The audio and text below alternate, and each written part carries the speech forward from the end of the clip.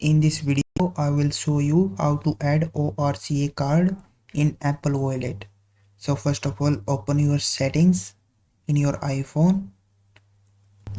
Then from settings page, simply scroll down until you see a option Wallet and Apple Pay. So simply click on that.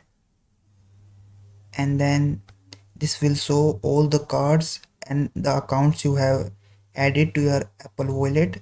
So to add new card, simply click on this add card option, and then this will display two options. First is debit or credit card, second is travel card.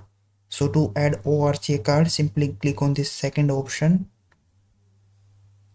and from here you can simply scan your card to automatically fill up all the details by itself, or you can simply click on this enter card details manually, and then this will allow you to enter your card details by yourself. You need to enter your name and your card number, and then simply click on this next button, and once you do that, your card will be added to your Apple Wallet.